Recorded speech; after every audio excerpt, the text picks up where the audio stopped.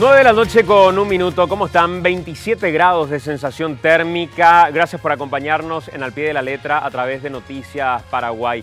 Hoy tengo la posibilidad de conversar en este mano a mano con un hombre al que solemos ver más que nada hablándonos ya hace un buen tiempo. 10 años han pasado de la nueva administración de Teletón, una administración que ha cambiado bastante con un equipo humano el rostro de Teletón, y ahí está al lado un discurso muy diferente respecto a visibilizar la discapacidad desde otra perspectiva a las que teníamos anteriormente. Hoy pretendemos conversar con, primeramente, Andrés Silva, saber quién es Andrés Silva, cómo se involucra con estas causas y después cómo se lleva esto a un proceso de transformación de una fundación como Teletón.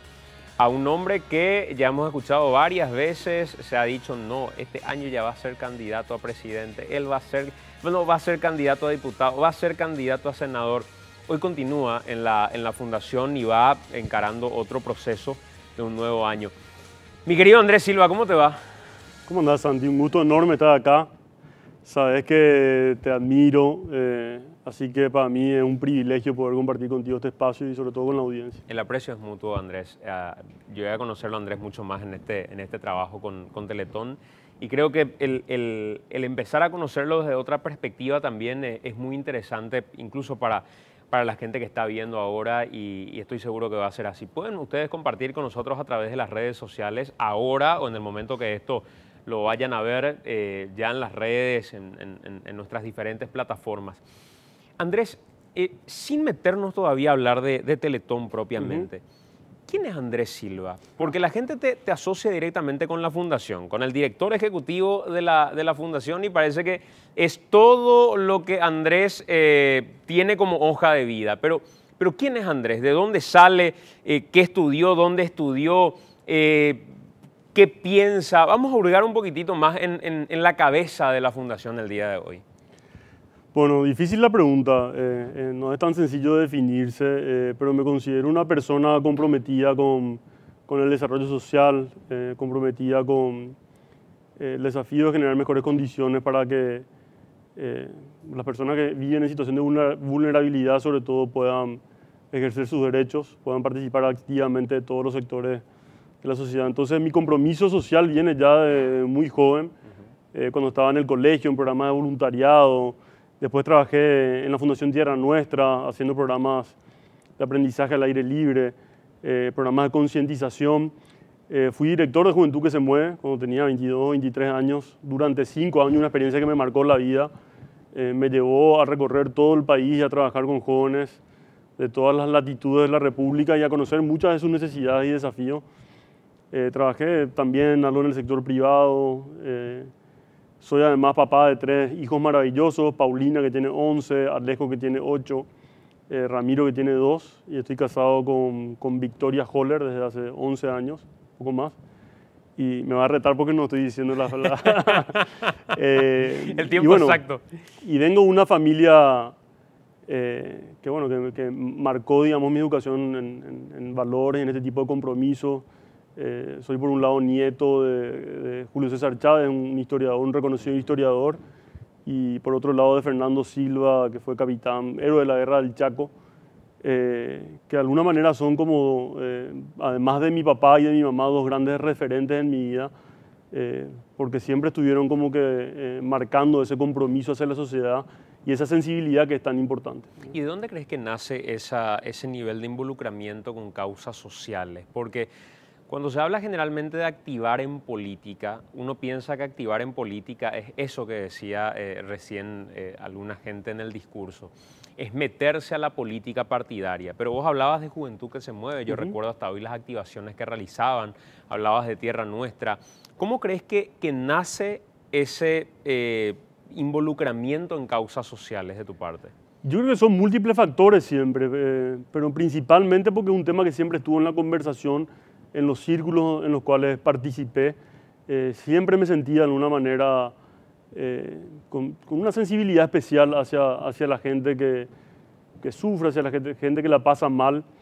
Y no sé, son tal vez distintas experiencias que me fueron marcando, y por otro lado también en ciertos programas de voluntariado en los que participé, que me llevaron a a conocer la realidad de muchos compatriotas, a salir un poco de la burbuja en la que estamos, aquellos que tuvimos el privilegio de recibir una educación de calidad en nuestro país. Entonces, no sé, yo creo como que eso me acompañó siempre. Ahora, en todo mi proceso fui resignificando mucho de eso. A mí también la política siempre me interesó en el sentido más amplio de la palabra, ¿verdad? Como el espacio de lo público, de la convivencia, de lo colectivo, donde se hace posible la dignidad humana. Siempre tuve también, no sé si llamaré la tentación, el interés de participar en la política partidaria, ya en la gestión de lo público propiamente dicho, pero tengo un gran miedo que es no poder hacer las cosas, ¿verdad? Yo tengo muchos amigos que pasaron y están con autoridades y muchos me hablan de la gran frustración que sienten a veces. El no poder hacer cuando decís es quedar atrapado en el sistema mismo. Así es. Yo me considero una persona muy volcada a la gestión, ¿verdad? A mí me gusta gestionar, me gusta hacer que las cosas sucedan. Y bueno, el ámbito de la gestión pública tiene un nivel de complejidad muy importante, pero por otro lado también la posibilidad de hacer un impacto muy grande. A mí me gusta por otro lado la innovación, me gusta desafiar creencias, me gusta romper esquemas y no es tan sencillo hacerlo de lo público, sobre todo si no hay, desde la gestión digo, gubernamental propiamente dicha, sobre todo si no hay bases sólidas, si no hay un equipo, etc. Así que por el momento yo elijo participar desde el sector social, que creo que también aporta mucho con sus limitaciones. Y yo creo que hay que sacarse un poco de esa trampa de decir cuando uno está solo en el sector social tiene que morir ahí o cuando está en el sector privado tiene que morir ahí. Yo creo que es muy sana la rotación de hacer que todas estas lógicas converjan porque finalmente todos tenemos algún tipo de responsabilidad en lo público. Las empresas privadas hoy ya casi está mal visto, ¿verdad? Que solamente busquen maximizar los beneficios de sus accionistas. Hoy se habla de las empresas B, se habla de responsabilidad social, se habla de un compromiso social, porque yo creo que no existen ni líderes ni organizaciones exitosas en sociedades fracasadas. Entonces hay demasiadas tareas pendientes, no es fácil. No hay un solo ser humano que tenga todas las condiciones, un gran líder de dar todas estas respuestas, así que son procesos lentos y complejos que requieren sobre todo de un trabajo articulado.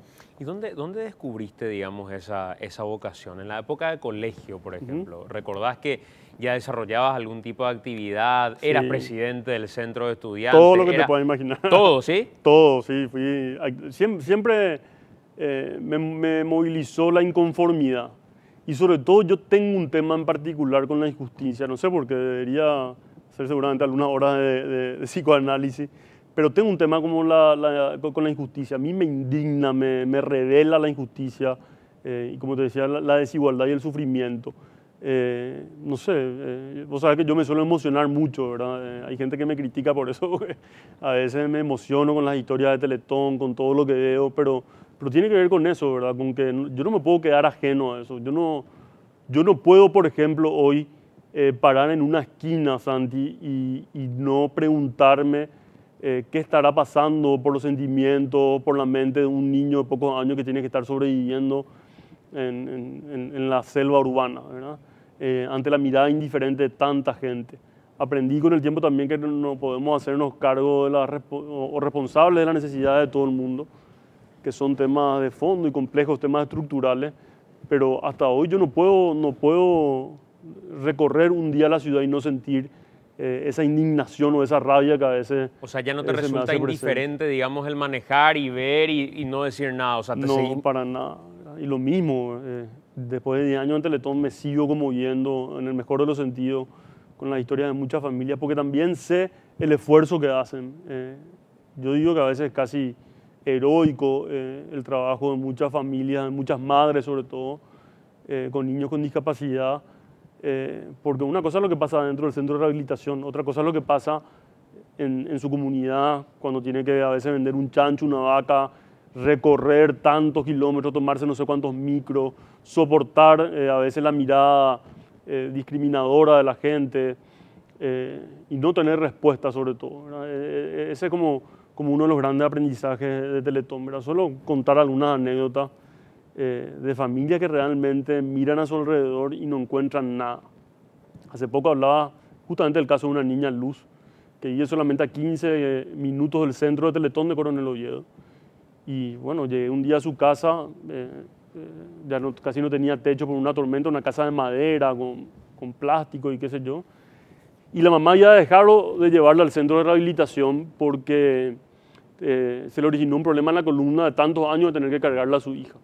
La otra hermana que vivía con ellos de 13 años tenía claros síntomas de nutrición. Desnutrición, el pozo de agua seco, la huerta seca, a pocos metros la estancia de un terrateniente, por decirlo de alguna manera, un ganadero, que se encargó de hacerle saber a la familia que no eran bienvenidos para buscar ayuda. Y todo esto en un asentamiento donde cada uno vivía desde la lógica del sálvese quien pueda, sin tejido social. ¿Y qué le decía a una madre que se encuentra en esa circunstancia, con la mirada perdida? La única respuesta que recibía del Estado era un frasco de pastilla una vez al mes para calmar los síntomas de la depresión. Entonces, ¿cómo podemos quedarnos nosotros en nuestra zona de confort ante eso?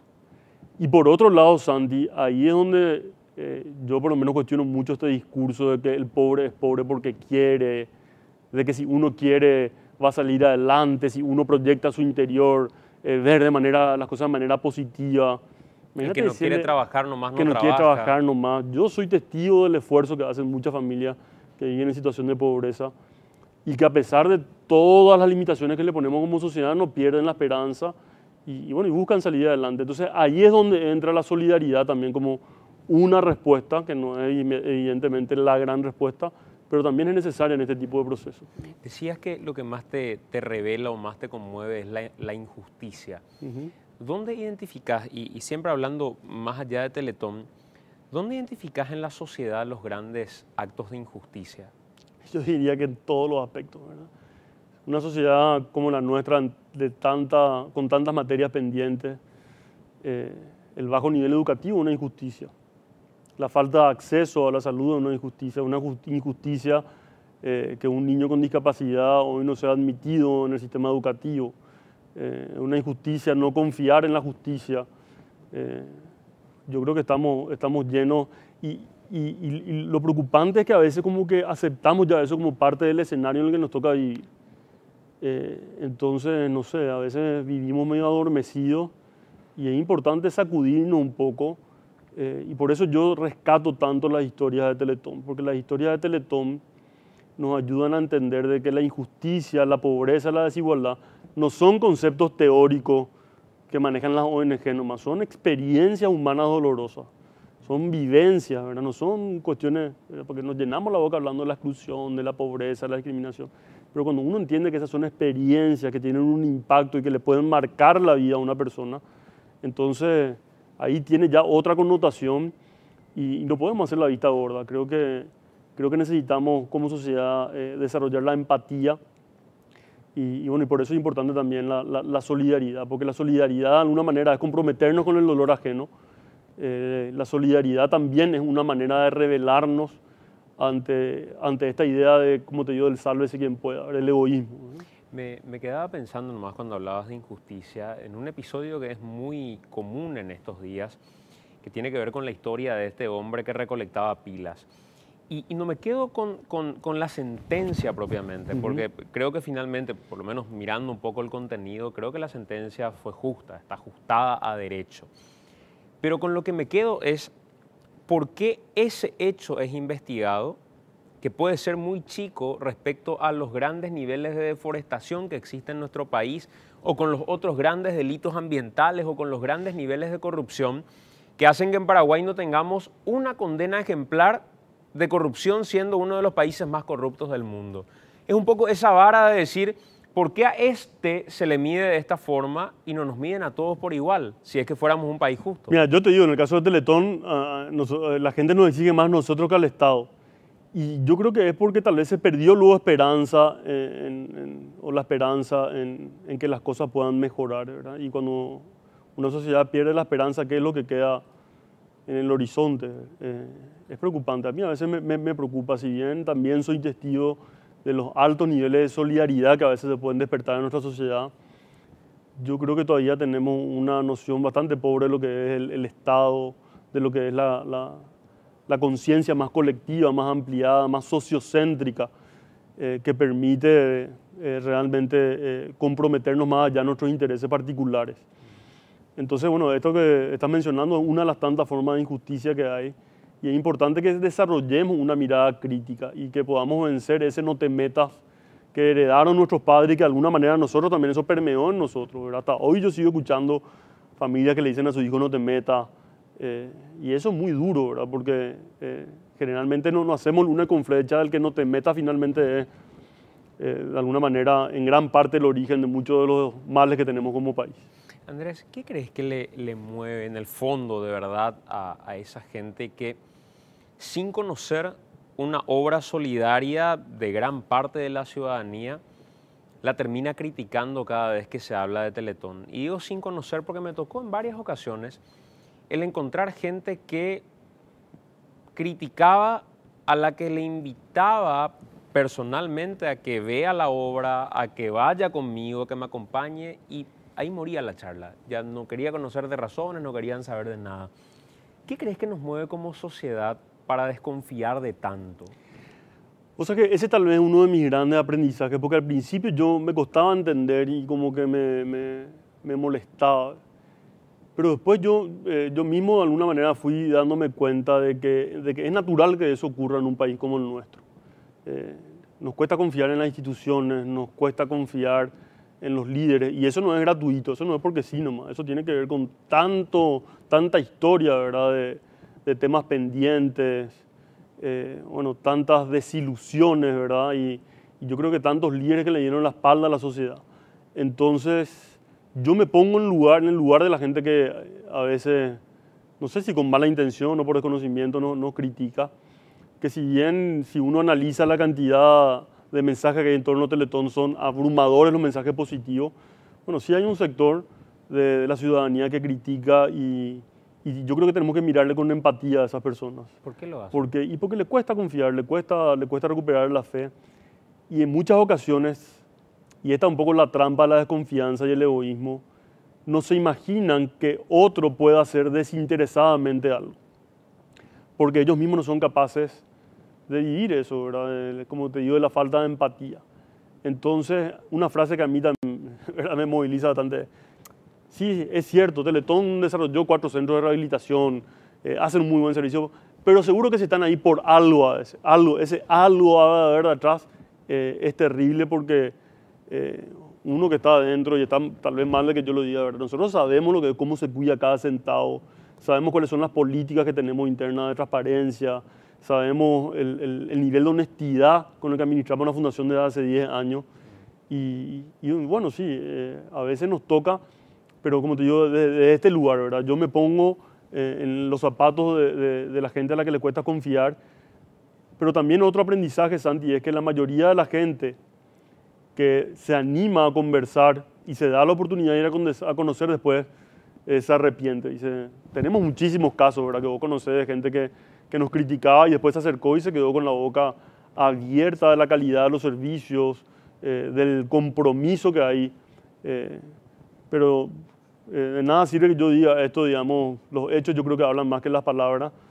Entonces hoy hay hechos concretos, son 4 centros de rehabilitación que no existían hace 10 años, un servicio de altísimo nivel que no existía hace 10 años, 130.000 atenciones brindadas de manera totalmente gratuita a familias de escasos recursos que no se brindaban hace 10 años. Entonces yo duermo muy tranquilo, yo puedo mirarle a mi hijo con total honestidad y tranquilidad, y puedo andar por las calles, ¿verdad?, con total tranquilidad, y le agradezco a la gente que me manifiesta en un supermercado, en un lugar público, su cariño, porque realmente alimenta mucho. Andrés, en todo este tiempo que sí te involucraste con causas como Juventud que se Mueve, Tierra Adentro, Tierra Nuestra, perdón, ¿cómo fue para que digas, me involucro con la discapacidad? Me involucro con... ¿Qué antes habías experimentado respecto a la discapacidad? ¿Qué tanto la conocías? ¿Entraste como un administrador? ¿Cómo que entraste para después terminar tan involucrado con la causa de la discapacidad? Mira, yo primero que la discapacidad es un tema que estuvo siempre presente, digamos, en mi entorno. Nunca así de una manera... nunca había participado, digamos. Me acuerdo, sí, que a mí me movilizaba ya mucho la Teletón de aquella época cuando yo era chico, que no me podía quedar indiferente a lo que pasaba en la televisión. pero no fue un tema muy pensado. Yo en ese momento en el que me llaman para Teletón me encontraba trabajando en consultoría, trabajaba con distintas organizaciones y proyectos sociales y tenía cierto tiempo libre, entonces me metí más para colaborar, pero no con la intención de quedarme ahí. Mi idea era hacer una consultoría de 3 meses, buscar un director que quiera hacerse cargo del gran problema en el que se encontraba Teletón, pero después me di cuenta que si no éramos nosotros no iba a hacerlo nadie. Entonces no fue muy deliberado esto, sino que cada paso que íbamos dando nos iba comprometiendo, nos iba enganchando, nos iba también desafiando nuestros propios límites. Yo, pues si soy otra persona de la que era cuando entré, en muchos aspectos de mi vida. Pero por otro lado, Santi, también veíamos la gran oportunidad de recuperar una herramienta tan importante para el país. Porque una vez que uno empieza a meterse en este tema se da cuenta de que hay todo por hacer. Yo creo que hay muchísimos sectores que están desprotegidos en nuestro país, pero si hablamos de la persona con discapacidad, posiblemente estamos hablando de uno de los sectores más olvidados y con los que más deuda pendiente tenemos. Bueno, yo encontré en Teletón esa oportunidad y bueno, fue un desafío gigantesco porque, mira, te digo de verdad, pienso, si vos me preguntás así racionalmente cómo hicimos para hacer todo lo que hicimos, cómo hicimos para pagar todas las deudas, cómo hicimos para recuperar la confianza, y yo no sé si te puedo decir así tan claramente porque fue muy difícil y muy complejo. Pero cuando tomaste, digamos, la fundación y empezás a hacer esa consultoría, ¿por qué decís, creíamos que si no lo hacíamos nosotros, no lo iba a poder hacer otra gente? ¿Por cómo estaba en ese momento Teletón o por la dificultad administrativa más que nada? ¿Por el dinero que se habían llevado o por la desconfianza que había?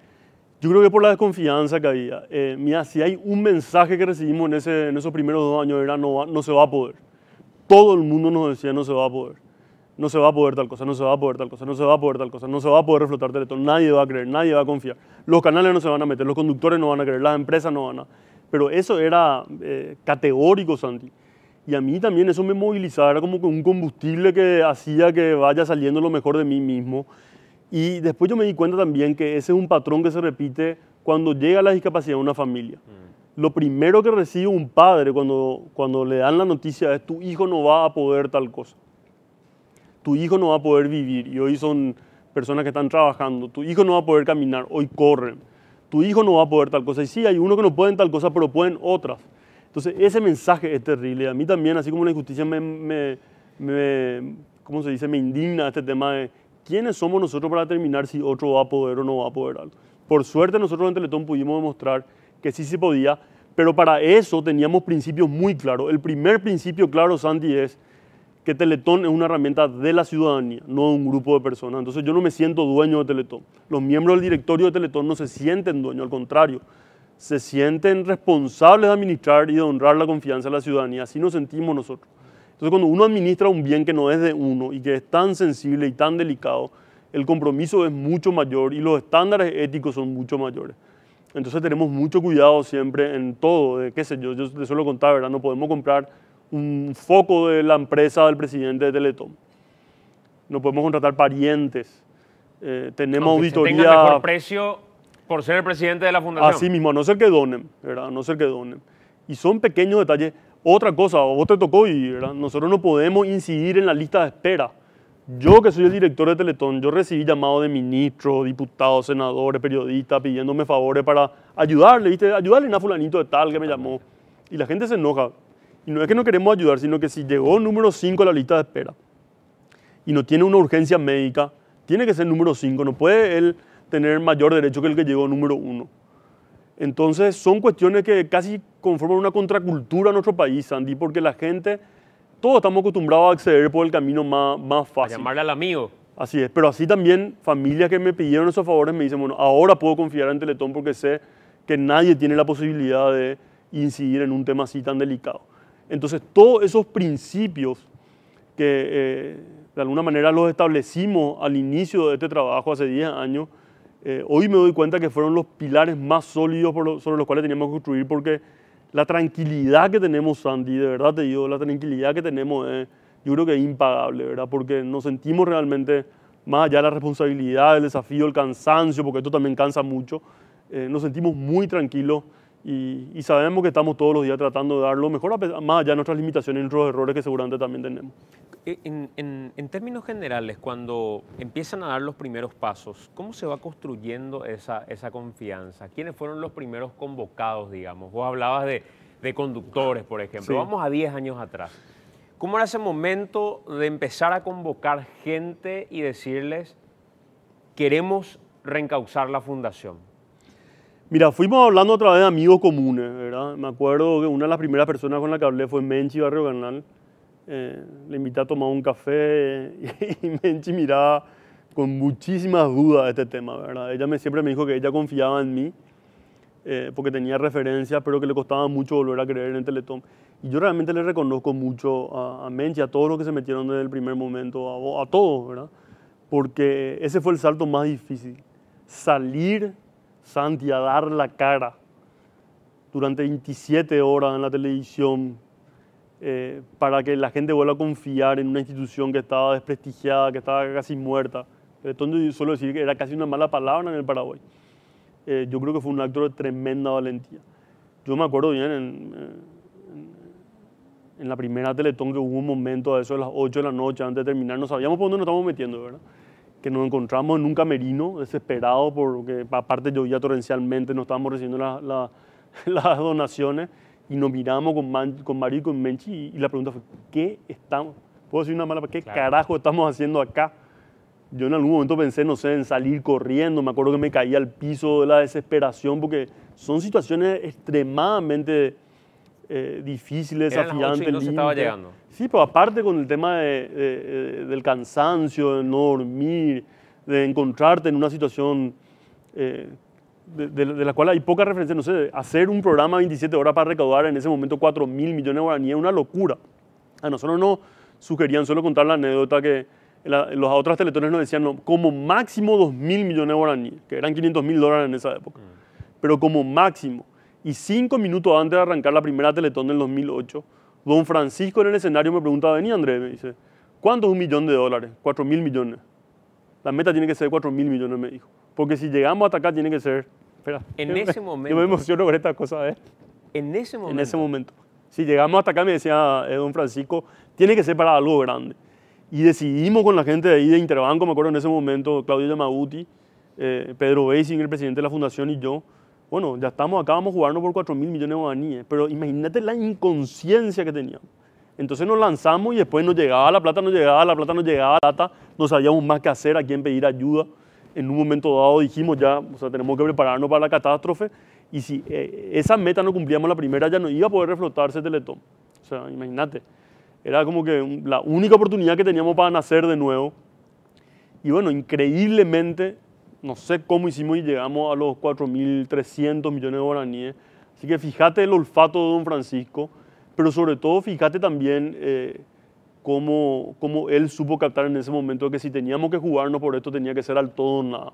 Entonces vivimos esa Teletón y todas las otras, ¿verdad? Con esta actitud de o todo o nada, y eso le da un sabor particular también a este trabajo, ¿no? Hablabas de cómo fue involucrar a Menchi, a otras figuras, Mario Ferreiro también en su momento, pero ¿cómo fue el contacto con el propio don Francisco? Donde, digamos, se tenía el antecedente de cómo estaba en ese momento. Yo recuerdo, era todavía bastante chico, pasaba por frente a la fundación y la fundación estaba a oscuras, la fundación estaba con... Techo inestable. Techo inestable, estaba con... Era un yuyal en partes prácticamente. Hay historias que son hasta increíbles de gente que vivía prácticamente o vivía directamente en ese lugar. ¿Cómo reflotar eso? Primero, y segundo, ¿cómo convencer a alguien como don Francisco que también debería poner la cara? Ahí el mérito es del escribano Tati Zubizarreta, ¿verdad? Porque él fue el que fue llamado por la Organización Internacional de Teletón y él fue el que me llamó a mí. Y él fue el que se animó, el primero que se animó a dar este paso y que de alguna manera dio gran respuesta a este tema de las deudas que habían consiguiendo recursos de gente amiga. Y yo me acuerdo que me fui con Tati Zubizarreta a buscar a don Francisco del aeropuerto. En el año principio del 2008 nosotros teníamos que hacer la Teletón en noviembre. ¿No lo habías conocido todavía? Yo no lo conocía, le saludé, lo conocía de la tele, ¿verdad? Habrá sido impactante. Es una gran persona, pero al principio no es tan simpático, porque es muy exigente, sobre todo cuando se trata de temas de Teletón. Y antes de llevarla al hotel, porque nos donaron una habitación ahí del YAT. Entonces nos quedaba por el camino de la fundación y decidimos parar y había un montón de familias esperando. Yo me acuerdo que le bajo de la camioneta que nos estaba trasladando y cuando entramos al centro de rehabilitación, don Francisco para y con una indignación profunda dice, ¿qué mierda hicieron acá durante este tiempo? Porque estaba tan mal Santi, estaba tan deteriorado, era realmente un lugar como decir triste y yo no me voy a olvidar del enojo que él tuvo, no contra nosotros, porque nosotros estamos tratando de reflotar eso, sino con el hecho de, sobre todo de ver cómo otras teletones de otros países habían crecido tanto y la Teletón de Paraguay se había quedado en eso, ¿verdad? Él casi después no pudo estar ahí porque se puso mal, ¿verdad? Le entristeció y hasta hoy se acuerda de eso, porque es una persona muy comprometida con este tema y él dice que su mayor orgullo en la vida, mucho más que los 53 años de carrera, mucho más que ser el rostro hispano más prestigioso de los Estados Unidos, mucho más el cariño que recibe de gente de todo el mundo. Dice, mi gran orgullo es la Teletón, porque él sabe el bien que hizo con todo esto. Y bueno, desde ahí partimos de ese escenario terrible, que de alguna manera también yo creo que Teletón era el reflejo de mucho de lo que nosotros vivimos como sociedad, ¿verdad? O sea, finalmente Teletón es una caja de resonancia de lo que pasa en el país y ahí se vivían también muchos de los males que ocurrían en el Paraguay y sobre todo yo me encontré con una situación de mucha dejadez, de gente que simplemente había dejado de creer que era posible y bueno, se quedaban entre unos pocos ahí a juntar unos recursos para intereses personales. ¿Y recordás cómo fue en aquel entonces el trabajar el mensaje de lo que había que decir? Porque yo me pongo a pensar hoy y cada mensaje tiene que ir muy de la mano con el momento que se está viviendo. Hoy estamos viviendo un año preelectoral donde las divisiones están a flor de piel, donde el salir a cuidar cada una de las palabras es fundamental para que todos se sientan parte y se den cuenta que son finalmente parte, que divididos no vamos a llegar a nada. Pero, ¿cómo fue trabajar el mensaje en aquel entonces? Mira, me acuerdo que le junté a algunos amigos publicistas y qué sé yo, y estábamos hablando del tema y dijimos, vamos a ser bien literales. Y el primer spot de Teletón, vamos a recordar ahora, el 3 y 4 de noviembre vamos a recordar estos 10 años y vamos a mostrar, el primer spot de Teletón era un espermatozoide que iba viviendo una carrera, ¿verdad? Tipo en plano subjetivo iba a ver al espermatozoide y decía, qué sé yo, no me acuerdo el mensaje, era que es difícil, pero bueno, que cuando nos proponíamos podíamos volver a nacer, que todos tenemos la oportunidad de volver a repensarnos, a reinventarnos y que no todo está dicho. Entonces me acuerdo que terminaba el espermatozoide en el óvulo y ahí aparecía el nuevo logo de Teletón. Nosotros queríamos marcar una diferencia. No sé si hicimos bien o no. Hoy pues sí funcionó, pero hoy que digo, bueno, qué loco, ¿verdad? Salí con un espermatozoide, ¿verdad? En todos los canales de televisión. Y yo creo que también la ciudadanía de alguna manera necesitaba volver a creer en algo y encontrar un espacio de participación y sobre todo un espacio que pueda unir a tantos sectores. Hoy, si me preguntás, yo creo que también estamos ante una situación difícil por la gran polarización social que hay. A mí me asusta a veces entrar a las redes sociales y ver cómo la gente realmente se agrede. Hay muy poca capacidad de escucha, de conversar, de ponerse en el lugar del otro, más allá de qué lado uno esté. Es muy doloroso. Entonces, ojalá Teletón, y esta Teletón particularmente, pueda celebrarse en un ambiente donde paremos un ratito las rotativas, respiremos profundo y volvamos a reencontrarnos por lo menos por algunas horas, porque creo que ese ejercicio es importante. A veces estamos tan enfrascados en nuestras diferencias que nos vemos aquello que nos une. Y si la niñez de nuestro país, que se encuentra en una situación de vulnerabilidad, no nos une, ¿qué otra cosa nos va a unir? ¿Qué otra cosa nos puede unir, Santi? Entonces, creo que en ese sentido esta Teletón va a ser muy desafiante porque, te digo, el nivel de agresividad que yo percibo en las redes sociales y de falta de apertura muchas veces y de ponerse en el lugar del otro, a mí me preocupa enormemente. Andrés, y todavía en ese tiempo, en aquel momento, ¿recordás qué cantidad de niños y niñas iban buscando un servicio de rehabilitación? ¿Recordás qué se le podía brindar en materia de rehabilitación? Porque mira que en 10 años tantas cosas cambian. Hace poco salió una publicidad que mostraba respecto al Paraguay, nomás en el Mundial, y decía, ¿qué hacíamos hace 10 años? No teníamos WhatsApp, viajábamos en colectivos de otro tipo, no teníamos la costanera de Asunción, recibíamos mensajes SMS como máximo, o era el Viper y qué sé yo. Me imagino que en materia de lo que hoy se tiene, salas multisensoriales, una pileta para hacer rehabilitación, ¿cómo se rehabilitaba en aquel entonces? Mira, era terrible. Es muy difícil de describir, ¿verdad? Parecía, no sé, quiero usar comparaciones odiosas a veces, pero primero que era un lugar al que entraba y te asustaba, ¿verdad? Porque había una energía ahí, aparte de la parte de la dimensión estética, digamos, Era inhóspito. etcétera. Era un lugar terrible, ¿verdad? Yo me ponía mucho en el lugar de los niños. Y lo que habían eran algunos profesionales, algunos con buena voluntad, pero tal vez no muy buena formación técnica, que brindaban un servicio particular, ¿verdad? Es como decir, se iban a usar sus consultorios, no se reunían, no había criterio. Había gente que entraba sin discapacidad, otra con discapacidad.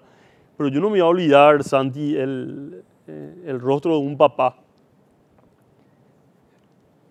que bueno, que ese año entró desesperado, ¿verdad? Yo justo estaba en el pasillo y entró desesperado con 2 hijos en brazos, los 2 con discapacidad, tenían 4 años y no sabía qué hacer, ¿verdad?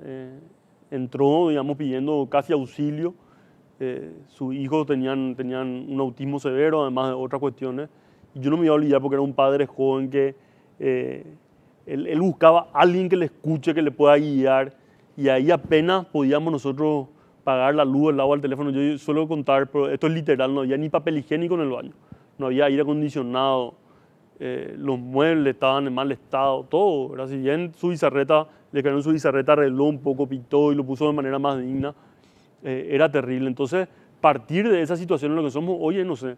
Pero por otro lado también, Santi, si vos me preguntabas a mí, jamás, ni en el mejor de mis sueños, ni en los mejores proyectos que puse por escrito, yo me imaginé que íbamos a llegar a donde estamos ahora.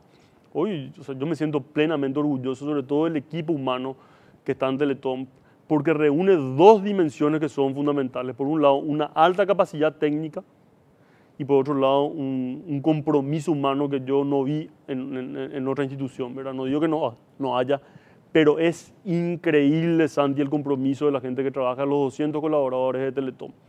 Gente que da a veces mucho más de lo que deberían, mucho más allá de un contrato, una remuneración, y eso nos llena de orgullo y desde ahí se sostiene lo que somos, ¿verdad? Por eso salimos con tanta emoción y con tanta convicción a pedir el apoyo de la ciudadanía, porque sabemos lo que estamos construyendo y sabemos que es gracias a la gente. Así que 10 años totalmente desafiantes, intensos, y si bien es cierto que ya nos reposicionamos y tenemos hoy la confianza de la gente, yo hoy siento una responsabilidad mucho más grande que la que sentía hace algunos años. ¿Por qué? Y porque imagínate lo que es hoy que esto se venga abajo. Después de todo lo construido. Imagínate después de todo lo construido. Me tocó ahora acompañar a la gente de Teletón Uruguay que nos llegaban a la meta por primera vez. Y es duro, ¿verdad? Porque uno tiene que retroceder después de tanto esfuerzo. Y bueno, ojalá no pase, pero siempre es algo que está ahí, digamos, latente. Entonces, hoy yo por lo menos siento y sentimos, porque somos un grupo, no soy yo solo, una responsabilidad enorme. Estamos atendiendo, como decíamos, tal vez no es tan fácil dar el primer paso. Lo difícil es cuando uno ya llega allá arriba, ¿verdad? Y sostener gente que hoy tiene tanta esperanza y confía en nosotros. Todos los profesionales que trabajan en la fundación, cuántas familias también dependen de la fundación y sobre todo la confianza de la ciudadanía. Así que cada vez que estas canas no son en vano, cada año que pasa sentimos más esta enorme responsabilidad que tenemos en las manos. Andrés, ¿y cuál crees es el momento de mayor satisfacción? ¿Es cuando se llega a la meta o es cuando miras una historia después de 10 años, sos capaz de ponerle un rostro y de decir, mira lo que construimos en esta historia? Mira, cuando se llega a la meta yo ya estoy pensando en todo lo que tenemos que hacer. A mí me cuesta luego disfrutar de los logros a veces, ¿verdad? Pero sí, a mí por lo menos lo que más satisfacción me da, y a veces también en los momentos en los que uno quiere colgar la toalla, lo que a mí me mantiene es escuchar eso. A veces yo camino en los pasillos del centro de rehabilitación o de los centros de rehabilitación y se me acercan familias, a veces familias que yo no conozco. Yo no te puedo explicar, Santi, las cosas que me dicen, los abrazos que me dan, la gratitud. Y eso a mí, en vez de inflarme, digamos, lo que hace es me compromete más, ¿verdad? Porque hay mucha esperanza depositada en esta familia de nosotros. Entonces, eso es lo que a mí me hace sentir realmente que vale la pena. Y también, ¿sabes con qué yo me emociono mucho, Sandy? Es con el crecimiento de la gente que trabaja en el equipo de Teletón. Cuando vos le ves a un profesional que tiene títulos y máster, etcétera, y te dice con toda humildad, yo en Teletón me tuve que reinventar porque conocí una manera totalmente innovadora de trabajar, que te desafía intelectualmente, emocionalmente, etcétera. Eso también a mí me emociona porque quiere decir que nos estamos moviendo y que estamos creciendo todos. Yo creo que nos mueve un gran sentido de responsabilidad, pero también de insatisfacción de que siempre queremos hacer más, parece que nunca es suficiente. Y si bien a veces cansa, ese es el motor que yo creo que nos mueve hacia adelante. Vamos a hacer una pausa, son las 9 de la noche con 41 minutos y a la vuelta de la pausa vamos a seguir conversando con Andrés Silva en este mano a mano, 3 y 4 de noviembre, la Teletón, así que hacemos la pausa, venimos en breve.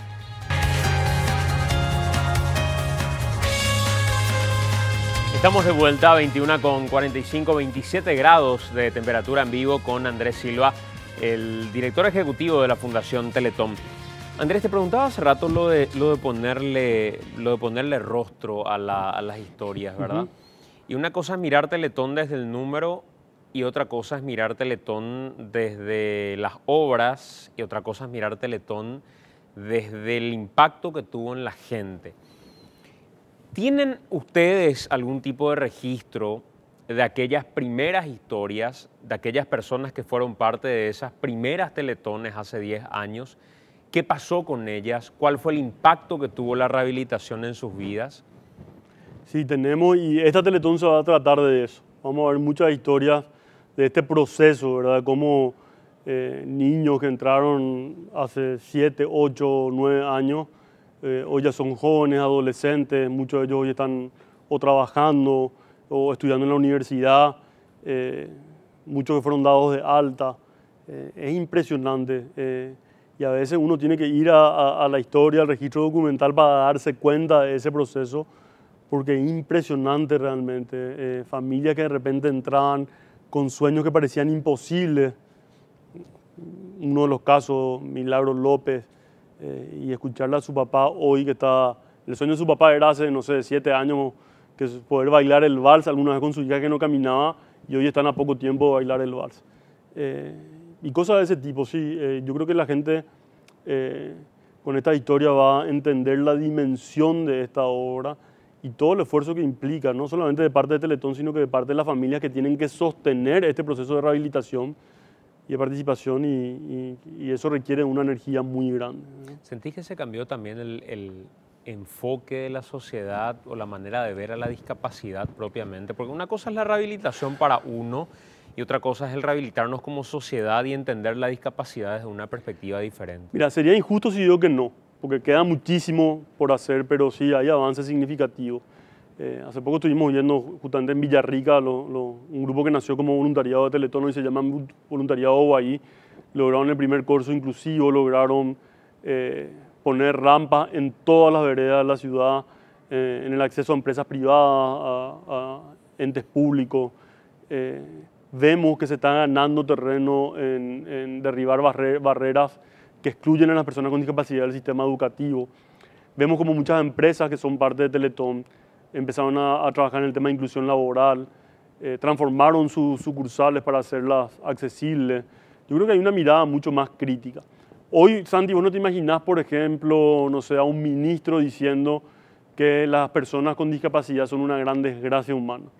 Eso pasó hace 38 años cuando nacía Teletón, cuando uno de los secretarios, el secretario de Cultura de la dictadura, salió a decir eso, ¿verdad? Que las personas con discapacidad eran una gran desgracia y que generaban mal de estómago y que no había que mostrarla en la televisión. Hoy es inconcebible, imagínate el escrache que podría sufrir una persona con eso. Entonces tenemos una sociedad más crítica, pero eso no quiere decir desde ningún punto de vista que estamos cerca de la verdadera inclusión.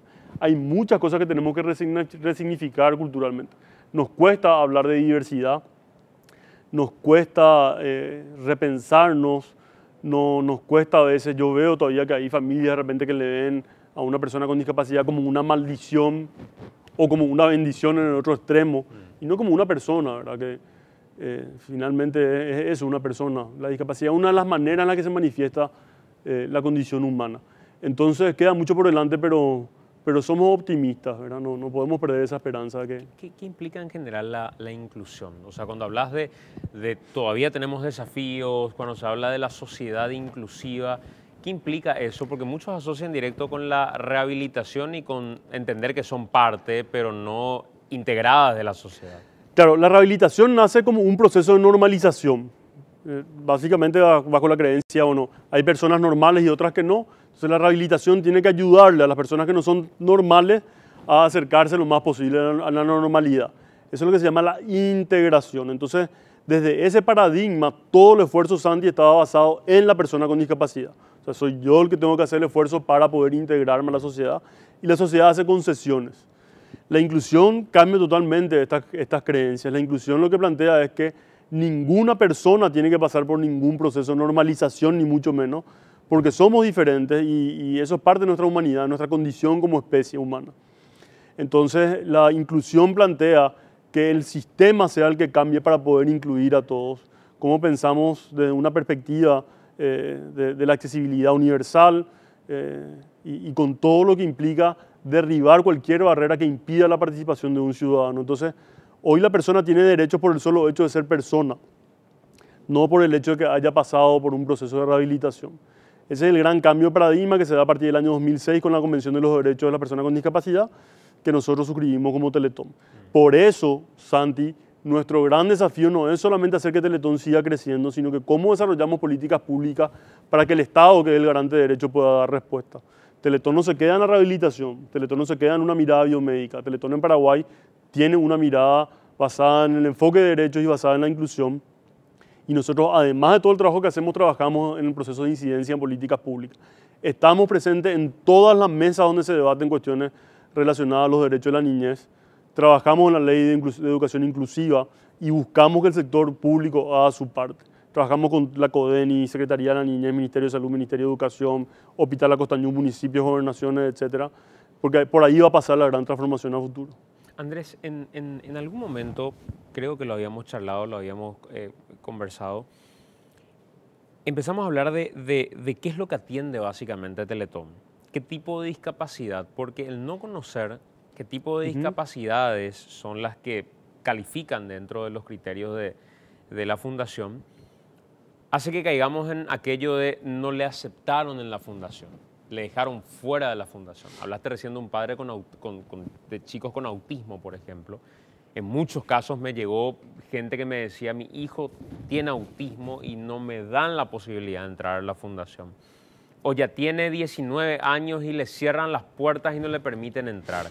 Todavía como que nos llegó el mensaje o llegó y nos cuesta encontrar otro lugar y otra salida. Voy a tratar de explicar de una manera lo más sencilla posible porque es un tema complejo, ¿verdad? Yo creo que el camino más fácil, Santi, es quedarse en el asistencialismo y decir a todo que sí. Entonces, nosotros podríamos estar recibiendo hoy, no sé, 6.000, 7.000, 10.000 personas, pero le daríamos eso, ¿verdad? Una o dos asistencias. Podrían venir una vez al mes, una vez cada 3 meses, le donaríamos una silla de ruedas, que es ese modelo asistencialista, digamos, ¿verdad? Que no cambia las condiciones de vida de las personas.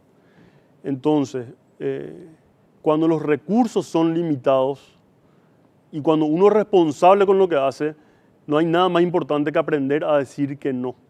Porque no puede una institución como Teletón, con el presupuesto que tiene, responder a toda la problemática que implica la inclusión o que implica la rehabilitación de personas con discapacidad en el país. De hecho, una organización no se puede especializar en todo porque algo va a terminar haciendo mal. Claro.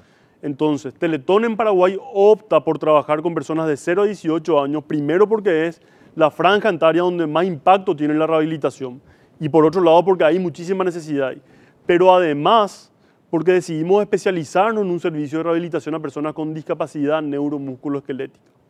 Entonces, si nosotros recibimos hoy a personas que tienen otro tipo de discapacidad, seríamos unos tremendos irresponsables porque no tendríamos los recursos técnicos para poder dar respuesta a sus necesidades. Más o menos es como que vos tengas un problema en el corazón y te vayas a pedirle a un dermatólogo que te atienda el corazón. Claro. Sería terrible que te diga que sí, ¿verdad? porque esto es una especialidad, ¿verdad? Entonces montar un centro de rehabilitación de esta característica tiene sus particularidades y tiene toda una línea de formación y tiene estándares internacionales que hay que cumplir. Y por otro lado, como yo suelo explicar a algunas personas que a veces tienen dificultades, por decirlo así, para entender esto, es como que yo diga, no sé, en un micro tenemos 45 lugares. Si yo meto a ese micro 70 personas, algo estoy haciendo mal. ¿Sí? Andrés, Entonces ahí está el criterio de calidad. ¿Y por qué la calidad? Porque nosotros queremos que las personas con discapacidad estén el menor tiempo posible en un centro de rehabilitación. Las personas con discapacidad tienen que estar en la comunidad, tienen que estar participando en la sociedad, tienen que estar en el sistema educativo regular, no en una escuela especial. Entonces, si nosotros brindamos un servicio de poca calidad, es como que un placebo, digamos, es como que te quieras desarrollar músculo yéndote al gimnasio una vez al año, ¿verdad? Un servicio de calidad, como lo que vemos acá en pantalla, ¿verdad? Son servicios que requieren de una intensidad, requieren de múltiples disciplinas, requieren de un trabajo transdisciplinario, y eso no se hace así nomás, ¿verdad? Requiere realmente un esfuerzo gigantesco.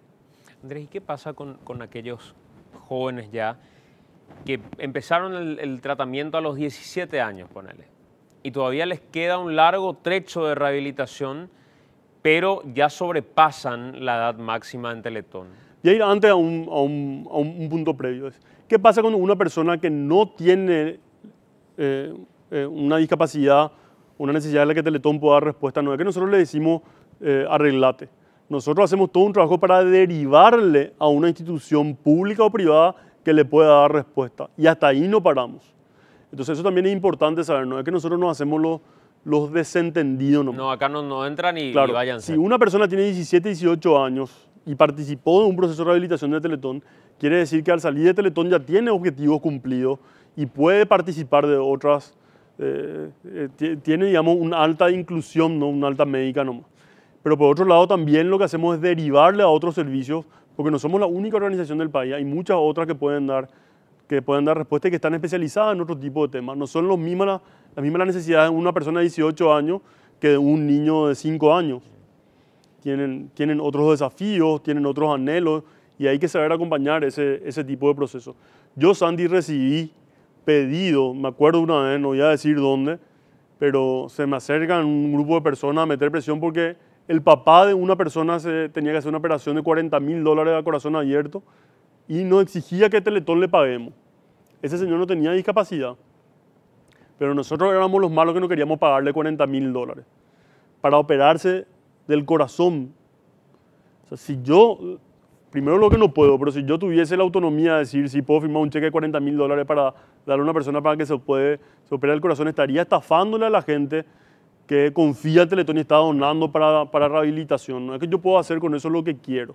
Y por otro lado, los recursos son limitados. Ahora mismo estoy recibiendo cuestionamientos en el Twitter de una persona que dice, ¿por qué no ponemos transporte público para todos los niños que llegan a Teletón?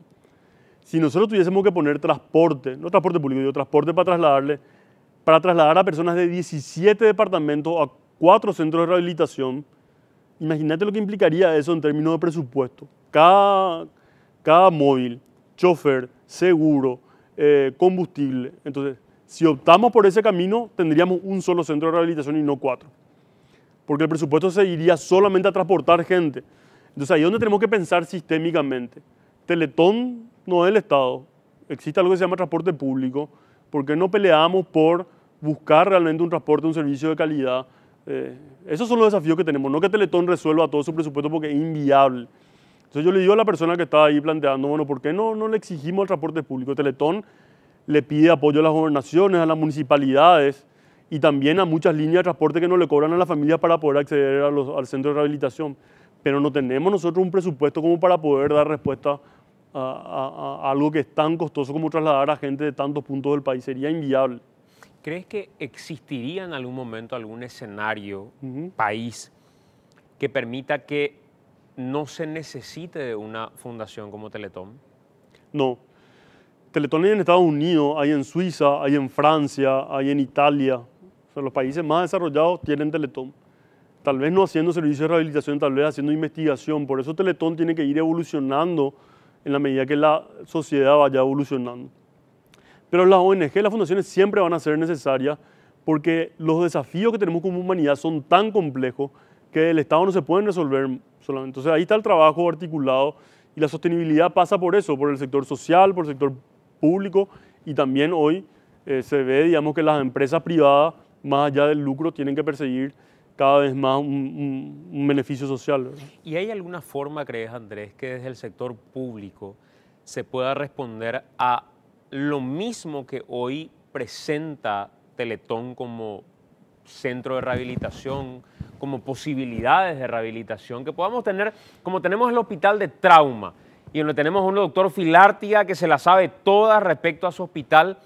¿Crees que algún día llega un presidente de la República y dice, Andrés, queremos que nos pasen la receta para replicar la fórmula de Teletón, incluso con un hospital de referencia en cada país, y hacerlo de la misma forma? ¿Crees que el Estado lo podría hacer? A ver, yo creo que sería muy soberbio de nuestra parte, ¿verdad? Yo no sé si nosotros tenemos todas las respuestas, no sé si somos, digamos, los únicos que tenemos la solución a todos estos temas. Yo creo que hay mucha gente muy valiosa en el sector público, de hecho muchos profesionales de Teletón también trabajan en el sector público.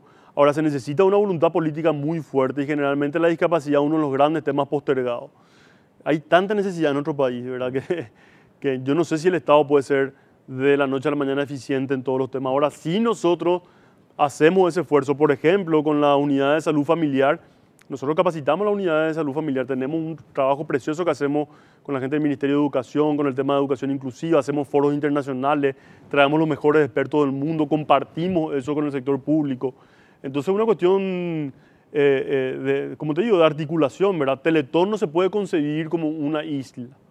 Teletón es parte de un sistema y como parte del sistema hace un aporte particular, pero articula fuerza con nosotros. Por ejemplo, no hacemos operaciones, no tenemos la tecnología ni las instalaciones para hacer operaciones. Entonces el Hospital Acostañú es el que cumple con ese requisito y ahí trabajamos en forma conjunta. Tenemos, por ejemplo, la figura de un médico integrador, que es un médico de Teletón que conversa con los otros profesionales de la salud que le ven a ese niño por fuera del sistema de Teletón. Y eso es, yo creo que el gran desafío que tenemos, pensar cómo utilizamos todos los recursos que hay disponibles, más allá de qué institución te da, para dar las mejores respuestas. Este es un país donde gran parte de lo que invertimos en materia de impuestos termina destinándose a gastos fijos. Y los gastos fijos impiden un número de inversión importante verdaderamente. Sí. En el presupuesto de Teletón, ¿cómo se distribuye finalmente lo que, equiparando con un impuesto que está pagando la gente, representa su donación a la Fundación Teletón? El 80% de los ingresos de Teletón se reinvierten en rehabilitación y en todo lo que implica eso, ¿verdad? De tener un sistema de agendamiento, un software, digamos, de primerísimo nivel, todo lo que implica la gente de atención al público, acompañamiento familiar, el equipo terapéutico, luz, agua, teléfono, etc. Nosotros tenemos un tope en lo que podemos invertir, pagamos impuestos además, pero ahí también hay una cuestión que es desafiante, ¿verdad? El trabajo que nosotros hacemos, Santi, es un trabajo profesional. Yo en el directorio de Teletón le tengo a 9 empresarios de primerísimo nivel que son más exigentes con nosotros que con sus propias empresas, porque en Teletón están poniendo su respaldo, su prestigio, ¿verdad? Hay mucho en juego. Y ellos no llevan ni un guaraní de ahí, ¿verdad? O sea, una organización sin fines de lucro. Y yo tengo que responder al directorio de la fundación con una gestión súper profesional. Yo tengo que planificar, tengo que hacer cuestiones de innovación, tengo que rendir cuentas sobre los indicadores de gestión, indicadores de calidad, todo lo que hace cualquier organización que tenga 200 personas trabajando todos los días, que tenga 4 sucursales. Pero hay un gran problema. Hoy está mal visto que una persona que trabaja en una organización como Teletón cobre un salario. Ahí ya me están preguntando 2 o 3 personas, ¿cuánto cobra Andrés Silva? Bueno, yo cobro un salario porque yo estoy haciendo un servicio profesional y si no cumplo con eso me van a despedir, me van a escrachar, no sé qué me va a pasar, ¿verdad? Es una responsabilidad gigantesca. Pues yo tengo que darle de comer a mi familia, tengo que pagar combustible, tengo que pagar un montón de gastos como cualquier otra persona, así como cualquier terapeuta de Teletón. Yo no gano lo que ganaría en una empresa del sector privado. Yo no gano lo que ganaría trabajando en cualquier empresa, no te digo ni siquiera multinacional, pero una opción de vida que yo tomé, porque yo confío y creo de que es una forma de desarrollarme y me siento bien así, ¿verdad? Tengo yo también mi trabajo privado, hago consultoría en las horas que puedo, trabajo todas las noches dando cursos, trabajo los fines de semana para equiparar esos ingresos que la fundación no me puede dar. Pero yo creo que hay que dignificar el trabajo de las personas que trabajan en cualquier ONG porque son personas que se formaron, son personas que también tienen que ejercer. Me dice la otra vez un señor, ¿por qué los terapeutas, los doctores de Teletón cobran? Yo le digo, porque tienen que pagar al igual que vos, luz, agua, teléfono, tienen ¿Por qué hijos, no tienen que cobrarían comer. en la pregunta? ¿Por qué no cobrarían, verdad? Aparte no podemos brindar un servicio así de un trabajo no profesional porque sería una irresponsabilidad de nuestras partes. Entonces tenemos que cambiar también el chip, ¿verdad? Esa mirada que yo creo que es perversa hace que mucha gente talentosa no vea en una ONG una oportunidad de desarrollo profesional. Entonces, nadie cuestiona cuánto gana alguien que vende, qué sé yo qué es, Santi, cigarrillo, no sé, o que vende, no sé, todos los trabajos son dignos, digamos, ¿verdad? Pero sí, o sea, si alguien trabaja en Teletón o en una ONG como de Kenny u otra, uno tiene que más o menos inmolarse. Y eso es insostenible, ¿no? ¿Crees que más que nada forma parte también de una formación en general que la gente ve como que si sos solidario tenés que ser solidario con todo? Si te presentás como una persona solidaria tenés que donar tu tiempo para realizar este tipo de tareas. ¿Por dónde crees que pasa? ¿Pasa por una animadversión? ¿Pasa por desconocimiento? ¿Pasa por querer tirar piedras indefectiblemente al techo? ¿Por dónde pasa realmente? Porque, Tal vez por todo eso, ¿verdad? Porque, Andrés, el creer que alguien que está todo el día en un lugar, como un terapeuta, no tiene que cobrar por su trabajo, es un despropósito. Es un despropósito, sí. Y aparte no es solamente eso, sino que no es sencillo trabajar con personas que tienen tanta necesidad porque es desgastante, ¿verdad? Es desgastante hacer una campaña como la Comilona, hacer un evento como Teletón. Yo suelo decir, Teletón es la única organización que se somete todos los años a una elección. La gente en vez de votar, dona. Y en 27 horas decide si seguimos adelante o no. Un escrutinio público. Y por algo la gente nos sigue eligiendo, entre comillas, ¿verdad? Entonces, sí, yo creo que pasa por todo eso que decís, pero yo creo que la gran mayoría de la gente entiende, ¿verdad?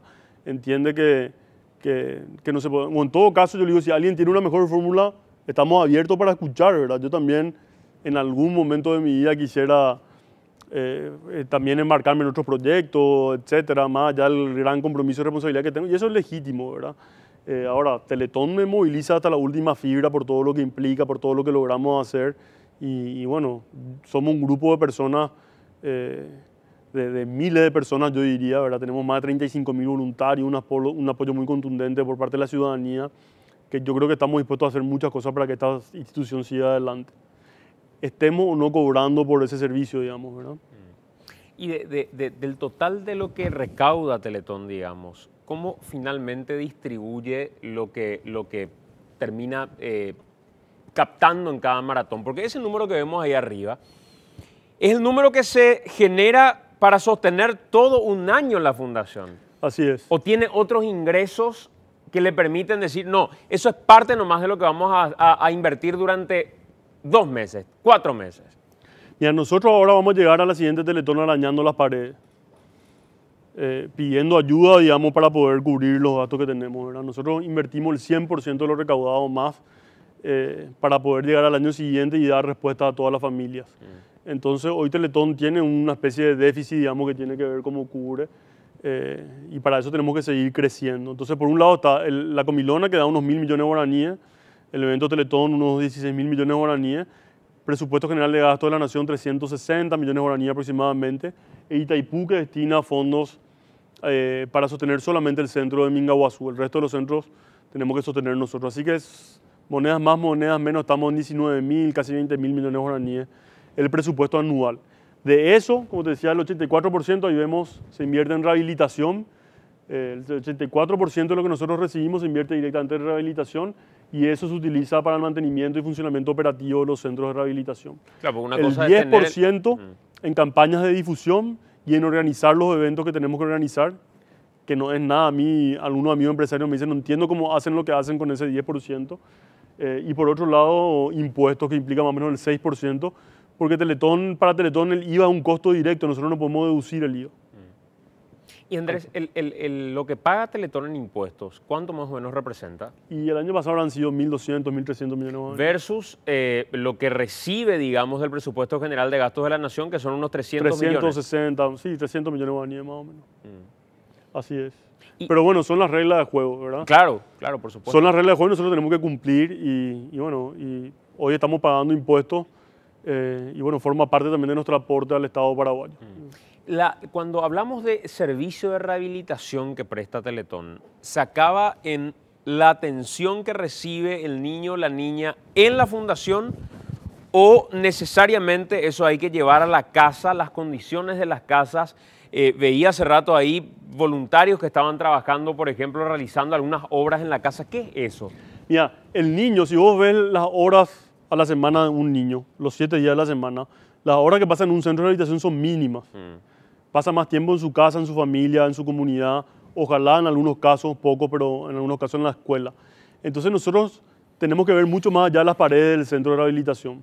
El gran desafío es hacer que la rehabilitación continúe y la inclusión y la participación sobre todo en todas las esferas de la vida de una familia. Para eso estamos trabajando, entrenando y bueno, con procesos de aprendizaje con las propias familias para que todo lo que pueda ocurrir en la casa ocurra en la casa. La hora del juego, una hora que se puede aprovechar para la estimulación. La hora del baño, una hora que se puede aprovechar para la rehabilitación. Si los padres tienen esas herramientas, y eso es un enfoque bastante innovador. Es decir, sacarnos la cabeza de que es solamente un terapeuta el que puede estar atendiendo a un niño, sino que es su entorno, su comunidad. Finalmente, también es una cuestión de salud pública la participación. Un niño que vive encerrado en su casa tiene un problema de salud. O sea, imagínense ustedes estar encerrados todos los días en su casa. Y bueno, muchos niños con discapacidad todavía viven así. A veces por no tener una rampa para salir al patio, tienen que mirarle a sus amiguitos o sus hermanitos jugar a través de una ventana. Por no tener una rampa, por no tener una silla, y eso es injusto. Entonces, nosotros tenemos una serie de programas de intervención domiciliaria y comunitaria que van a ir incrementándose, que marcan una diferencia importantísima.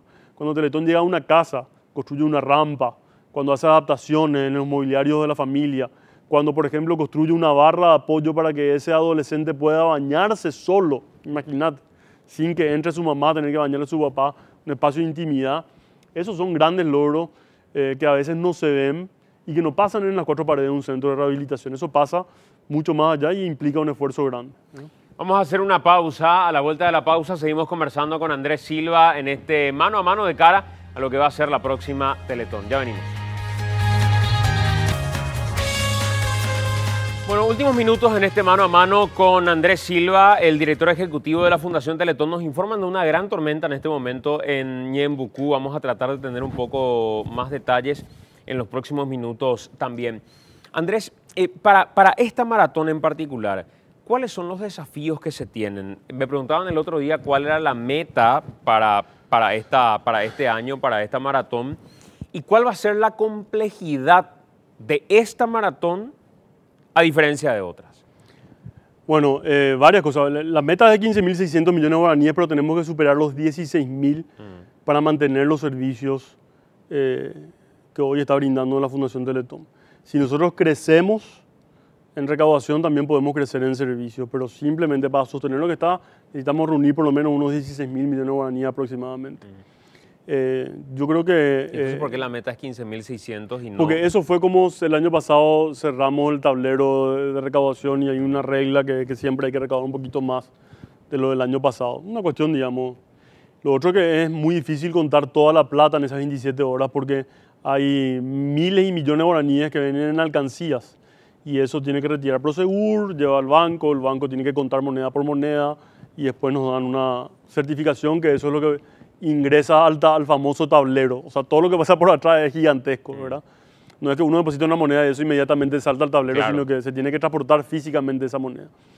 Y yo digo que la particularidad de lo que te decía hace un rato, yo diría tal vez 2 cosas, Santi, ¿verdad? Por un lado, este tema de la polarización social que se ve y de la mano de eso el periodo electoral, las elecciones como nunca yo creo que están concentrando mucho la atención de la gente, eso está bien que sea así, pero también los recursos de la gente, de mucha gente que tiene que aportar, digamos, a las campañas, etcétera, eso puede llegar a afectarnos de manera significativa, no sabemos qué va a pasar. Y lo otro que yo creo que es un fenómeno reciente, hablando de los 10 años, es que hay que ver hasta dónde afectan o no, ¿verdad? Pero es el tema de las noticias falsas que hay en las redes sociales. Yo a veces leo cosas que realmente no puedo creer y que impresionan, porque hoy, por ejemplo, decía una persona, a mí me consta que en Teletón le pagan a los conductores. Entonces yo digo, bueno, ¿cómo le puede constar si eso es algo que no ocurre? O yo no estoy enterado de algo, digamos, ¿verdad? No sé, pero imposible Yo con la tampoco. auditoría. Vos tampoco, Santi. Che, Santi. Entonces, esas son las cosas que a mí me preocupan, porque la gente replica nomás. Y eso puede generar daño. Y un daño que ya sabemos que eso genera es, por ejemplo, esta famosa frase con la que salen algunas personas a decir, Teletón es solamente para ricos. Entonces, ¿de dónde sacan eso cuando el 80 o más del 80% de las personas que recibimos viven en situaciones de vulnerabilidad social? La mayoría de las familias que reciben Teletón no pueden llegar a fin de mes o viven con menos un sueldo mínimo al mes. Entonces, ¿de dónde saca la gente eso? Esa es la gran pregunta que me hago. Aparte, mostramos la historia, están los centros abiertos, etc. Y te digo que eso puede generar daño, porque justamente me tocó conocer a una familia de Mingaguazú que vive a menos de 10 cuadras del centro de rehabilitación de Teletón y no se iba porque en su comunidad le decían que era mentira Teletón. Imagínate, Teletón llegó a instalar un centro de rehabilitación de no sé cuántos miles de metros cuadrados en el kilómetro 20 de Mingaguazú y familias que estaban cerca ahí no se iban porque le dijeron que era todo mentira.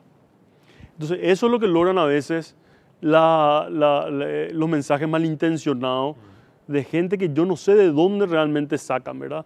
A veces, por ejemplo, le sacan una foto a un niño que está durmiendo en la vereda en una situación de extrema vulnerabilidad, un niño en situación de calle, y preguntan dónde está Teletón. Y la pregunta no sería dónde está el Estado paraguayo, y la pregunta no sería dónde estamos nosotros como sociedad. ¿Qué tiene que ver Teletón en ese asunto en particular? No porque no querramos, si fuese por nosotros estaríamos, no sé, ¿verdad? Haciendo todo lo que... Pero no es no está dentro de lo que podemos hacer y no tenemos los recursos para dar respuesta a todo eso. Entonces yo le invito a la gente a no quedarse en dos extremos que son terribles. Un extremo es la desconfianza casi necia, de aquel que critica por criticar y que quiere hacer daño o quiere, no sé, lograr visibilidad o notoriedad.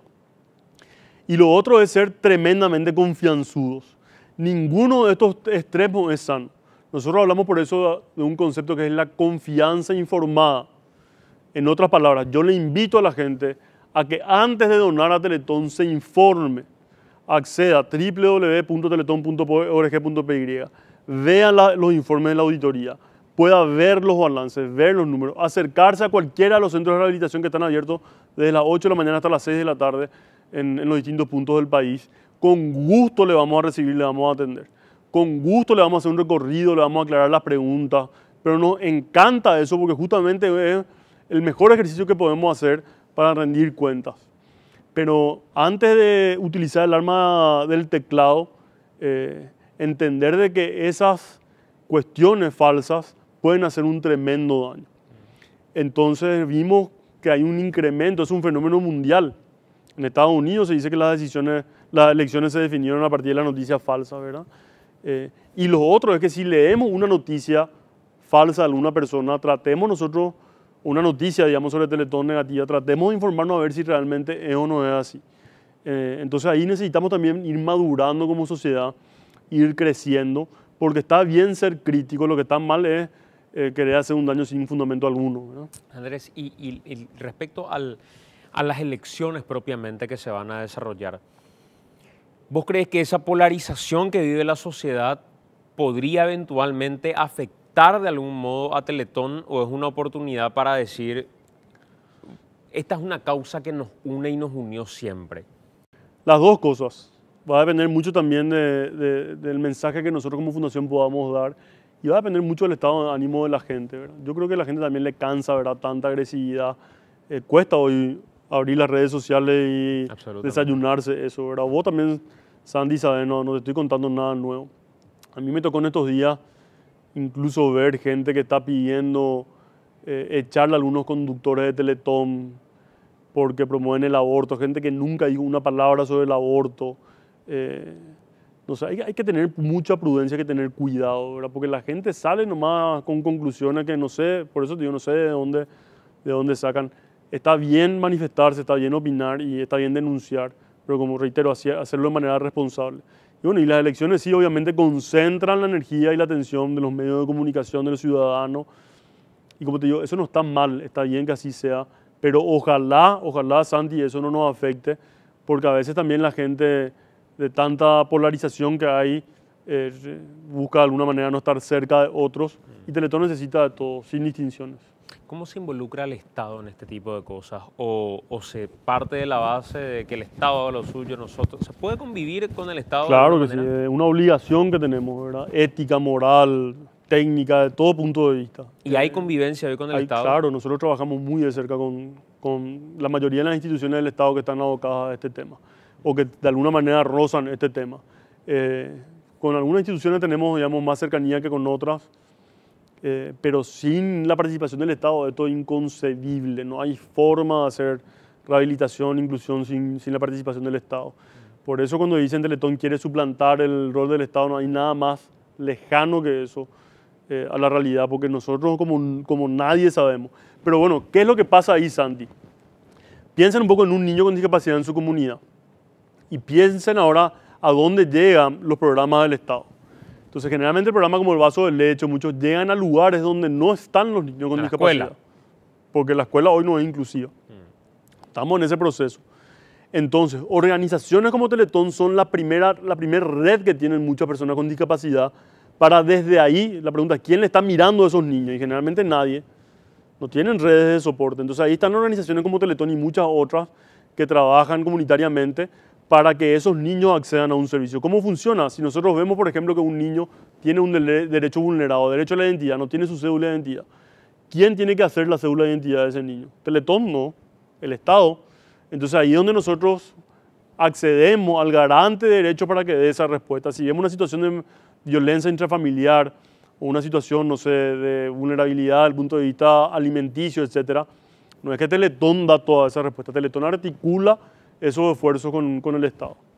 Bueno, Andrés, te agradezco mucho por estar con nosotros. Va a ser un año definitivamente muy desafiante, un año preelectoral donde, a diferencia de otros por los que ya pasó Teletón, creo que esas diferencias están mucho más marcadas por episodios de cómo llegamos finalmente a estas elecciones.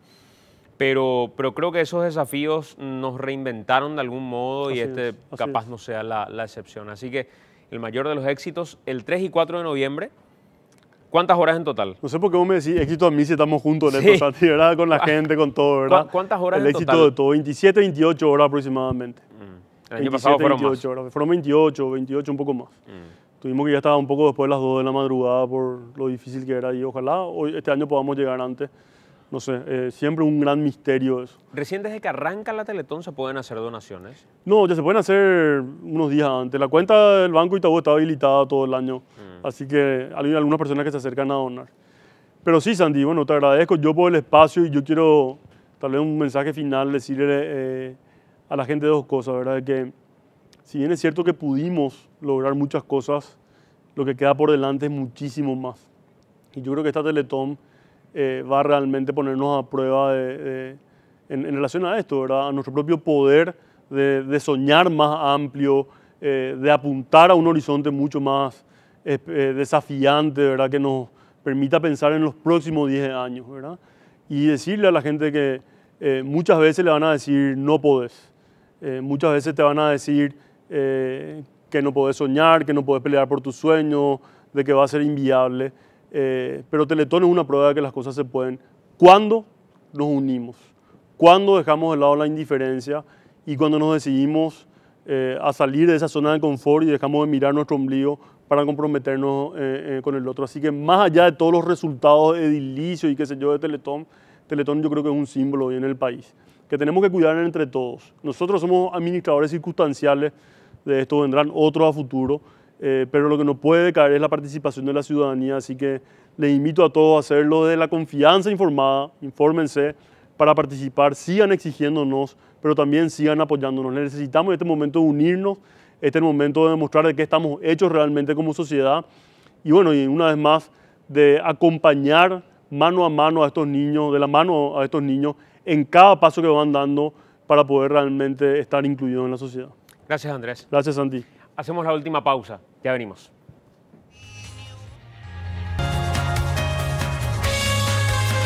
Señores, nos vamos. Gracias a todos por acompañarnos. Mañana estamos de 6 a 8 junto a Enrique Vargas Peña haciendo noticias aquí en Noticias Paraguay. Y, por supuesto, el próximo martes al pie de la letra de 21 a 22:30. Nos vamos con el himno de Teletón y nos encontramos en la maratón también. Buenas noches para todos. Chao, chao.